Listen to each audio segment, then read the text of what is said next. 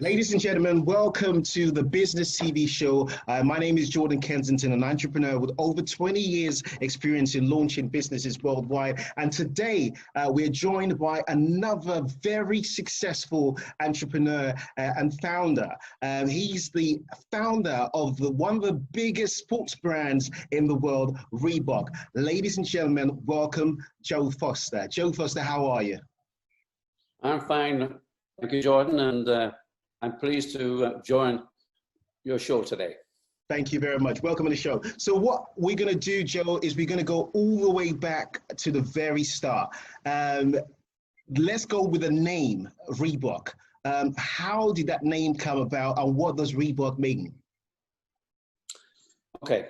If you want to go back to the real start, you've got to start with my grandfather.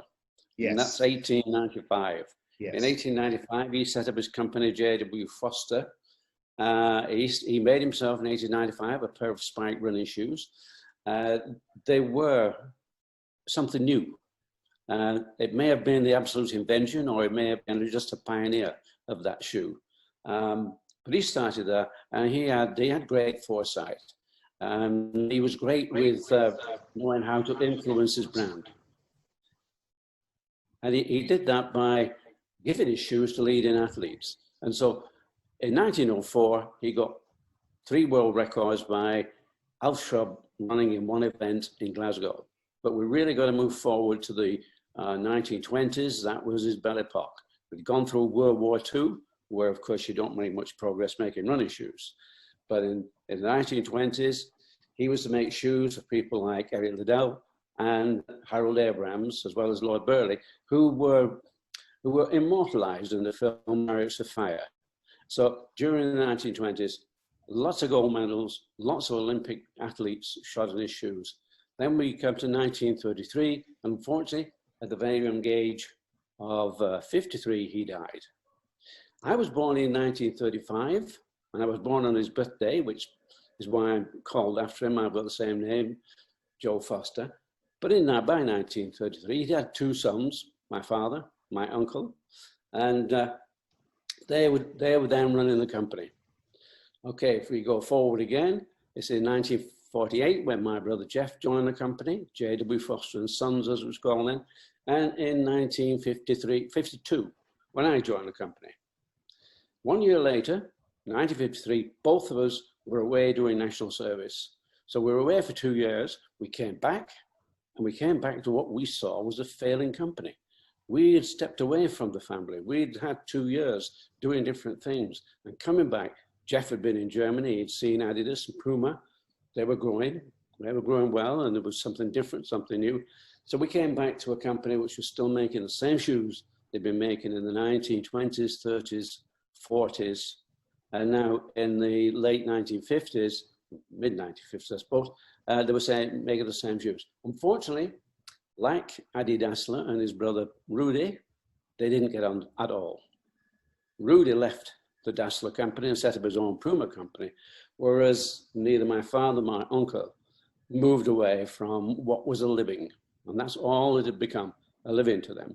We protested. We said, we need a plan, we need salespeople, we need marketing, we need to move the company forward. My father said, it'll be yours when I'm dead. And we said, well, we don't want you dead.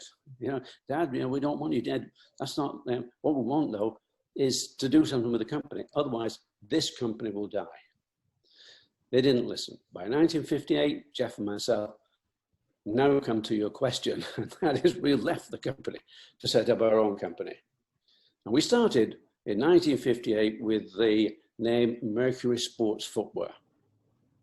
18 months later, we were doing very nicely. Our accountant said, you've got to register that name. And we tried, but what we received was a response from the registrar that this name has already been registered. You have to do something different. We saw a patent agent, and I was in his office, and he said, well, if you're going to find a new name, in fact, the people who did have the name registered offered it to us for £1,000. We just didn't have £1,000. And he said, well, you can take them to court.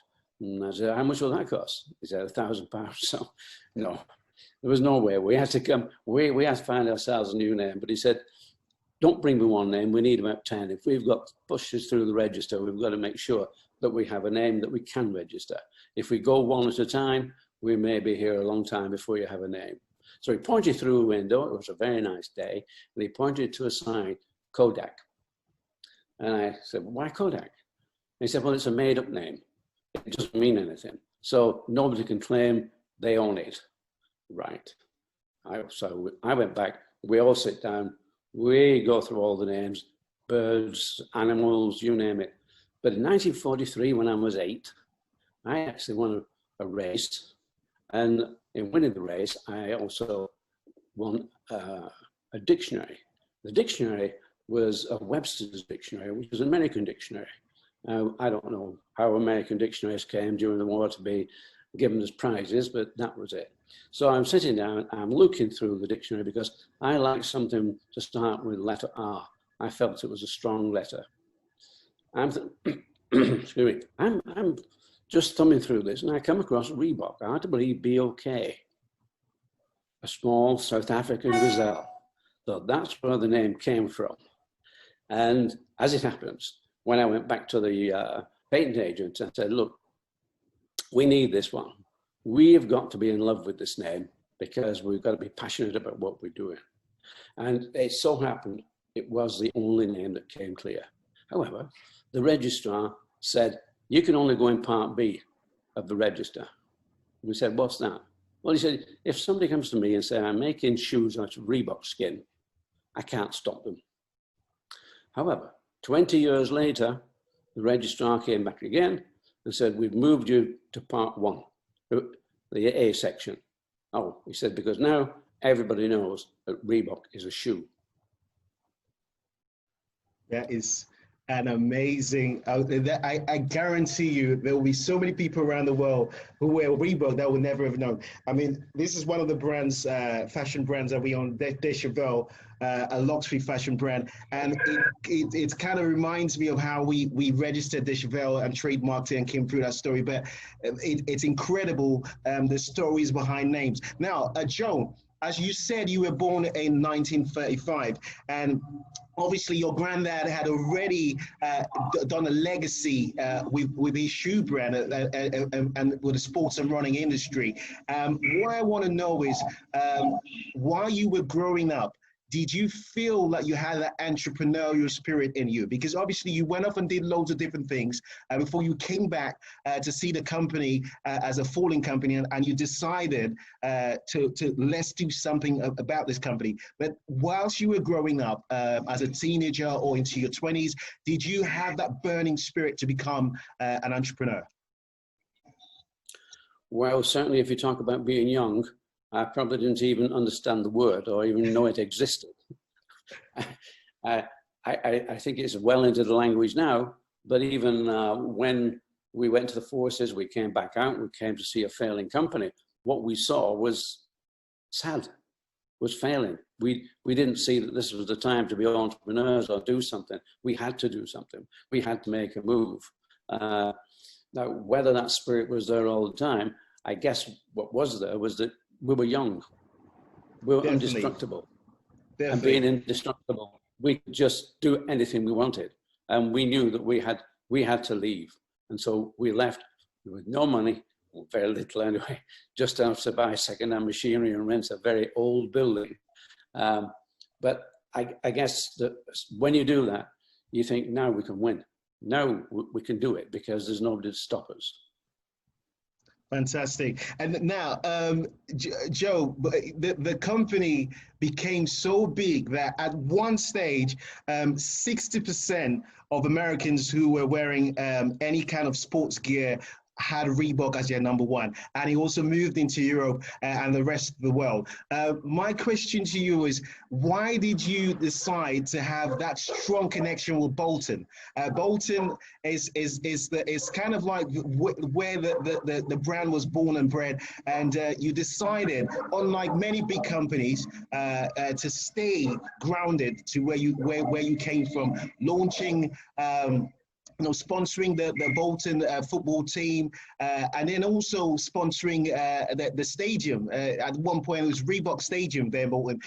What made you feel so passionate about a big company still retaining those roots within where it came from? Well, I think really what we start with is the fact that we were manufacturing. We were actually making shoes. We were not just marketing and selling. We were making. And Bolton was just really down the road, as it were, 10 miles away from the footwear making area of Lancashire, the Rossendale Valley. And what Jeff and I did, of course, is we'd only learn what we could do on the factory floor. That was our knowledge of footwear. So we had to go to night school. We went to learn more about the business. Now, that helped in two ways. One, we did learn more about the business, but we also made a lot of contacts within the footwear industry. So this sort of cemented us, if you will, into that area because we were manufacturing.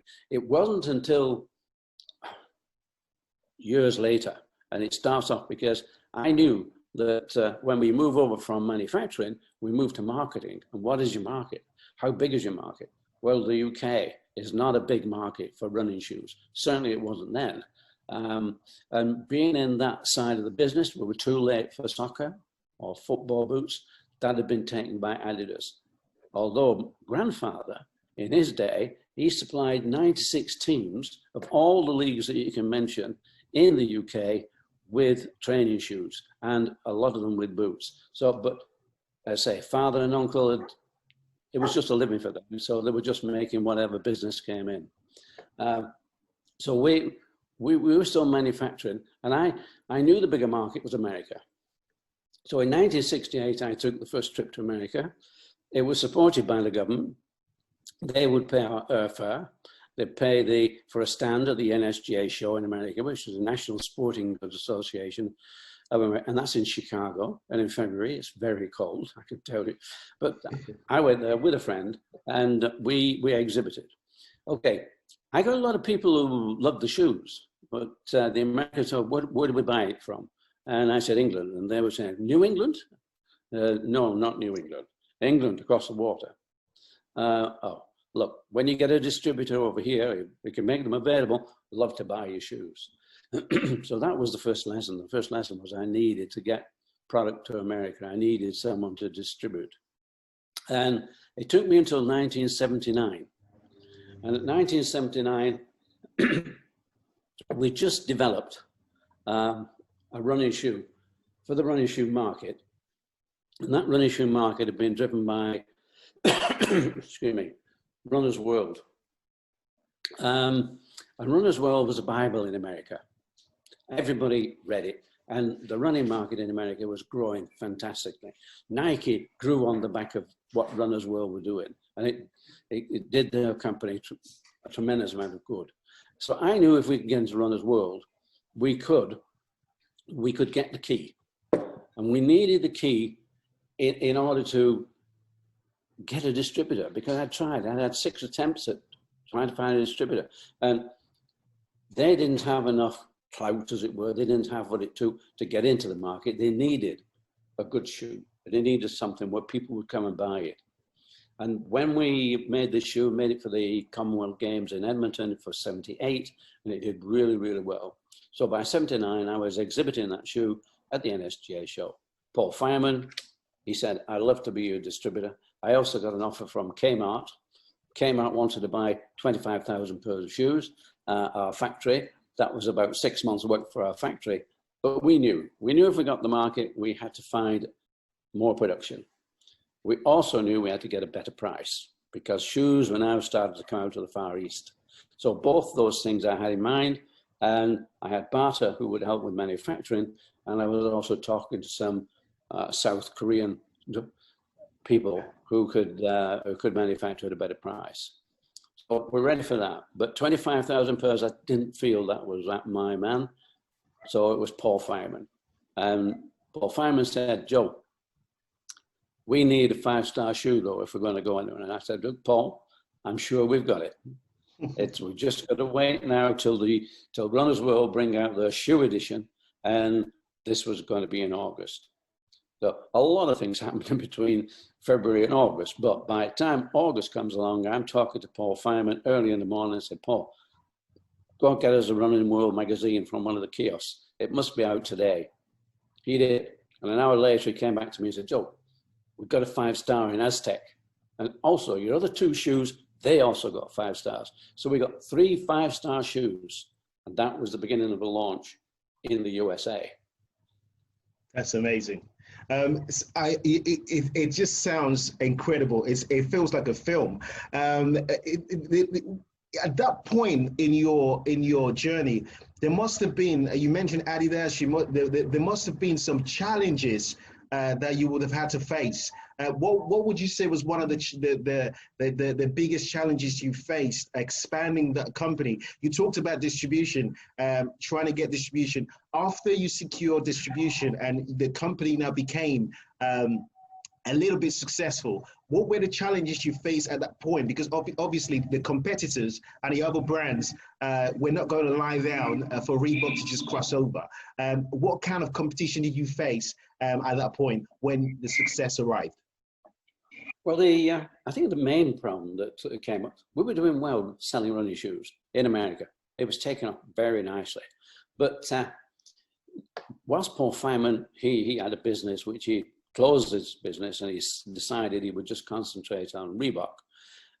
He soon found that money soon became very, very short. When we started to supply him from Bata in the UK, that was okay because they gave him a credit line. The only problem with, and this was the big problem with Bata, is that the shoes, they had EVA as a cushion. EVA is a plastic cushioning material, very new at that time. Instead of using rubber, rubber was quite heavy. Even cushion blown, they blow it with air in it and it becomes cushion, becomes lighter, but EVA was very light.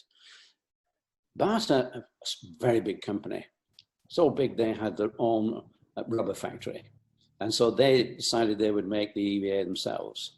Well, they did. But unfortunately, it was so new to them that a lot of the sheets that they produced were not cured enough. And so when Paul got the shoes, and the 20,000 pairs, when he got those shoes, a lot were coming back with the midsole, the cushioning sole, failing. It was just collapsing totally.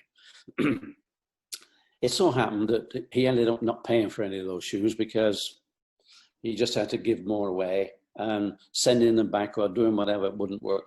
So he didn't pay for them. So at 20,000 pairs there well, he sold them, but if any faults came up there, he would just exchange the faulty shoes.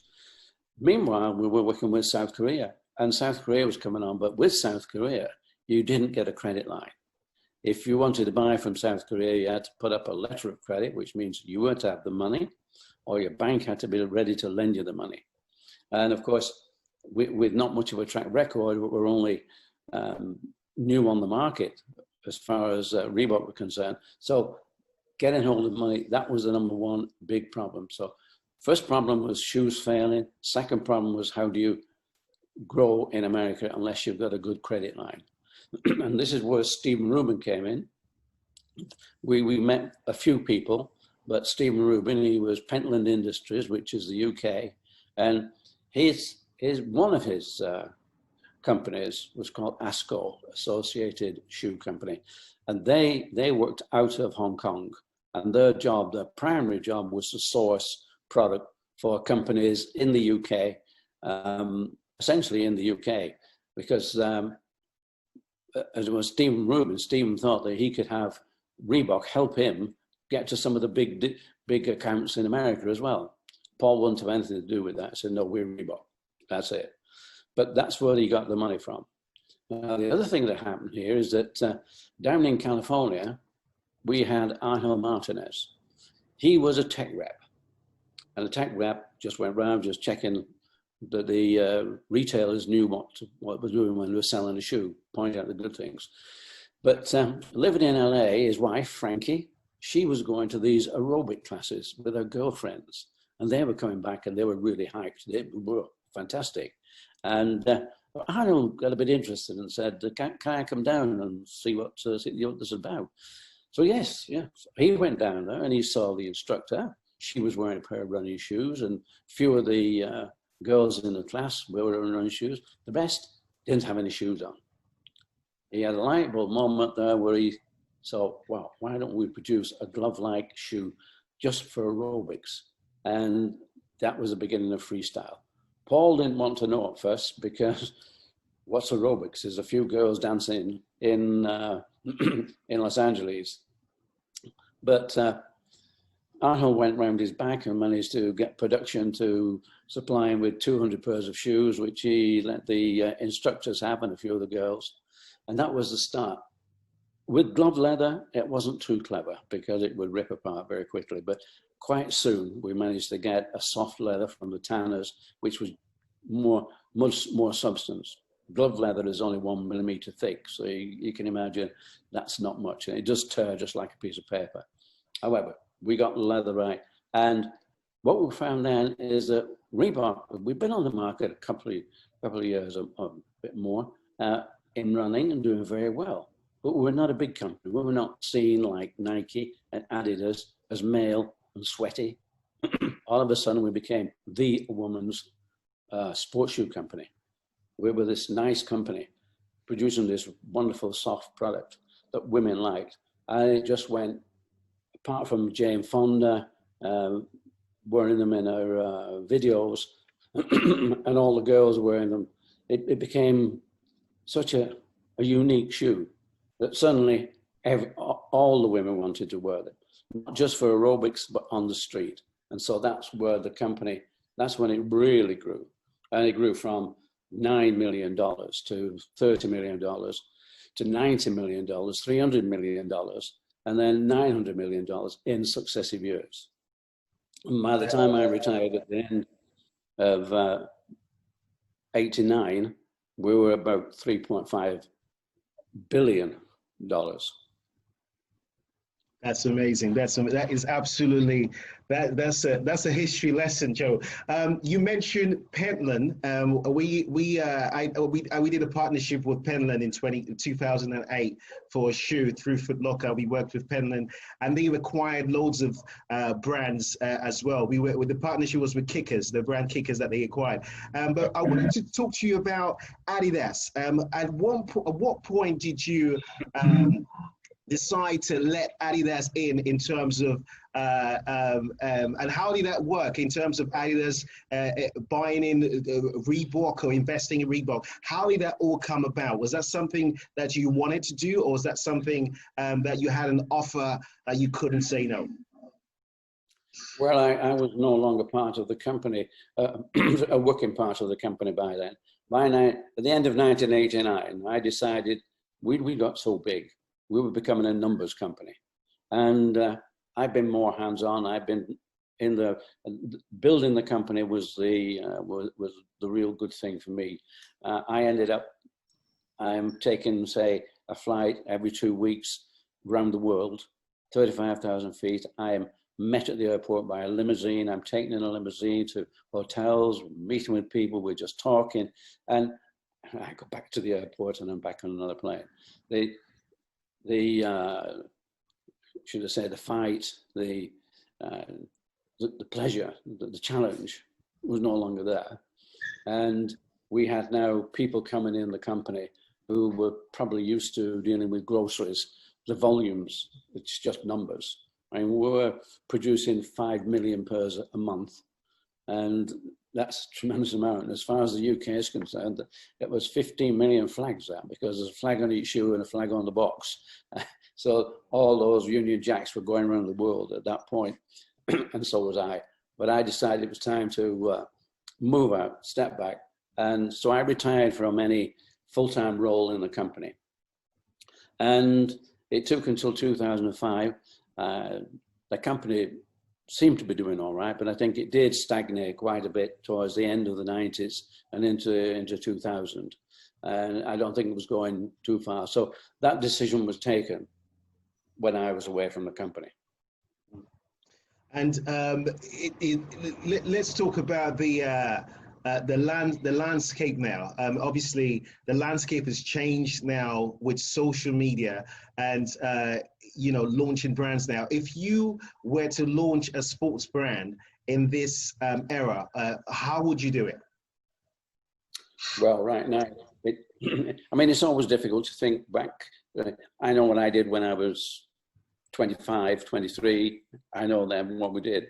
But when you think about today, especially with COVID, we have a totally new scene now. I'm talking to you. Years ago, I would have come down and visited. We would have had chat. You probably don't. But now this is where it's going. It's all going virtual. So everything's going its way. I don't need to take a trip to Korea or wherever. I used to go around the world. Now, if you're launching, you've just got to find your influencers. If you've got a good shoe, and that again is up to design. It's up to knowing your market, where you want to be on your market. Once you've decided where you want to be and you know there is a market there, you use social media to get your message over. But to get your message over, you need to have influencers. You need some of the influencers people to buy.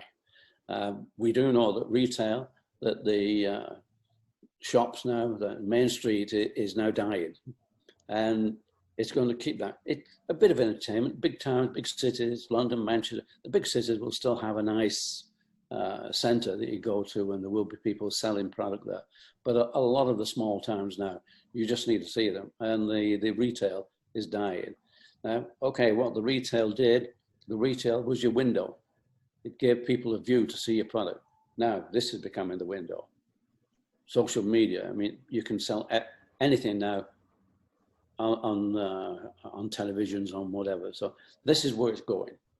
So yes, I think if I was to do it, I would be designing something which I need to be very much better than I am. I'm not that brilliant at technology. Julie does all that. She's pretty good, but you need to be really switched on, because that in a way is more your business than your product. Your business is how you sell it, and your product. For me, it would be easier to design a shoe than to sell it these days, because you need to have this, you need to do what you're doing. You need to present your product. And so a lot of people these days, they're on the phone for most of the day. They pick up an awful lot of messages. So that's where it would be for me. Definitely.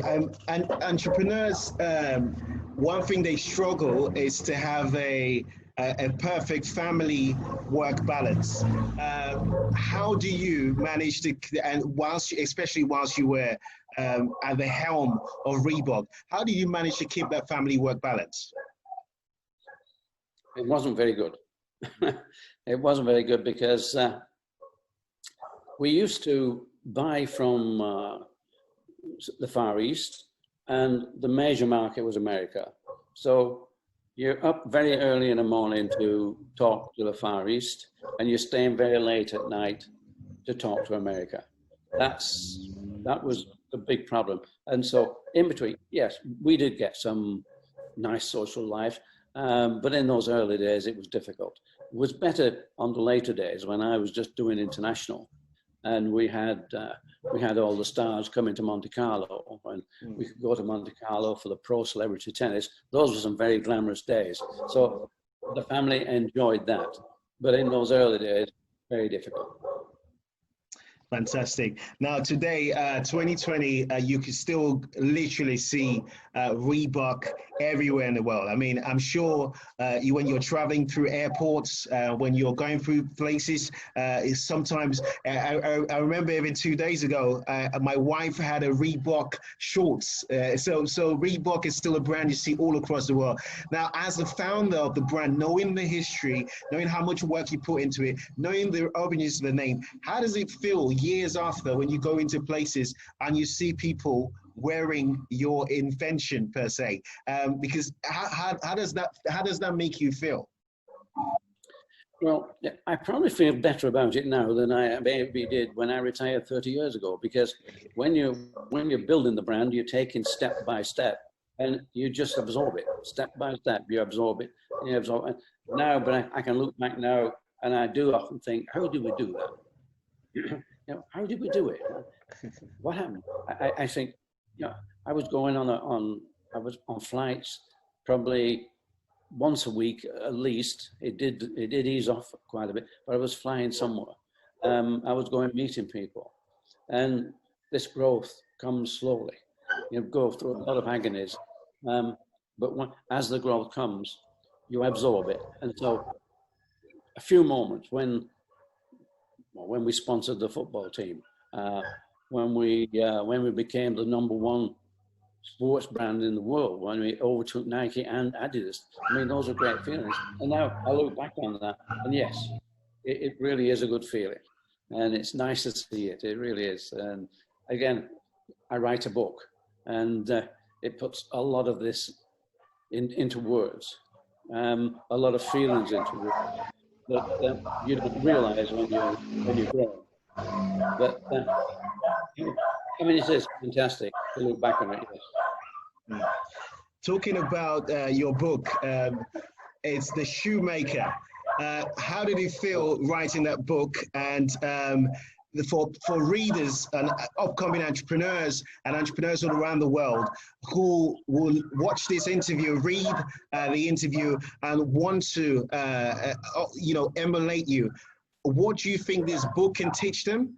And what do you think this book has done for you per se? Because it always says a little bit cathartic, writing a book about the memoirs of your history. So two double questions. What do you think the readers that read this will gain from the book? And on your perspective, how did it feel, going through all these memories to write this book? Well, a lot of people had asked me, why don't you write your book? A lot of people had done that, and I'd been sort of, well, I put this off. But 7 years ago, I decided, not just simply because I wanted to write a book, but a lot of people didn't know Reebok, and a lot of people had guessed at it. And you looked on Wikipedia, and a lot of people thought that, well, they changed the company name from J.W. Foster to Reebok. No, there's a lot more to it than that. We didn't. We left the family company. We set up a new company, and going through that was, again, as you start working through it, making notes, and things come back again. You start remembering things, and so it's this, like we're saying, when you look back on it, and yes, oh, did I do that? Did this happen? Yes, all these things happen, and I'm sure there were many times when we were finely balanced as to would we make it, or would we fail? But I think it brings back that determination that, yes, there are problems, always problems, but you've got to go through them. You've got to take the next step. So all this came back. And so what I think people hopefully will learn from it is that it's not that easy. You just don't press a magic button and you've got a nice big shoe company. No, you've got to struggle. Not many people will give you a hand up. 1 or 2 people will. I had a nice guy called John Willie Johnson who gave us machinery. Wonderful. But so that you'll find good people along the way. But you'll find a lot of people, a lot of things that happen to you that you've just got to overcome. So I hope that people will see that, well, once they look at Reebok, they think, what a magnificent brand. It took a long time. And writing the book brought it out. And I hope now that people will see that this book tells a story, and I hope they enjoy the story. It certainly does. Well, the book is called Shoemaker, and Joe, listen, I'm already seeing the film, and I'm telling you that we want to be first in line to produce that film because I can already visualize how incredible the film will be. Do you see that in the making? Do you see a vision of a film? Because if you do, I'm first in line already. I think we need the success of the book, and I think that everybody who's read it so far thinks it's a brilliant book and a brilliant story. I know that Nike, Phil Knight's book, I think he is already going with Netflix. I think it is. I think there's already something there. I do expect that we will get to the point where this is made into a film, because today everything's changed.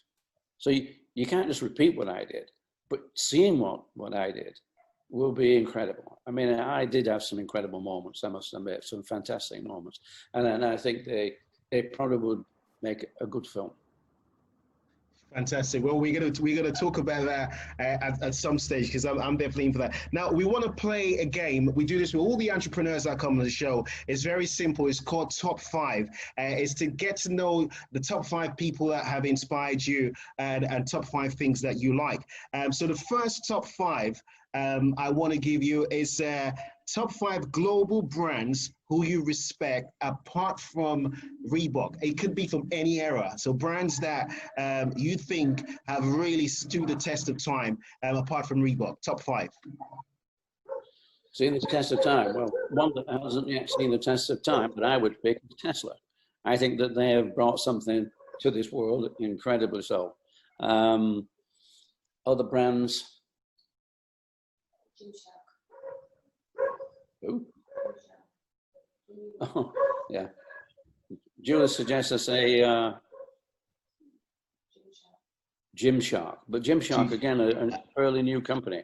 I like them for being new. I'm trying to go back into where you would go back into time to think. I think people like McDonald's have really done well, and Starbucks have really done well. Those are companies.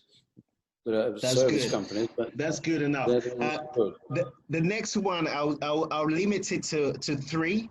But if you could do five, that's good. But top five best moments that you would say made you the happiest in your lifetime. It could be during the time of running Reebok, or even now writing the book.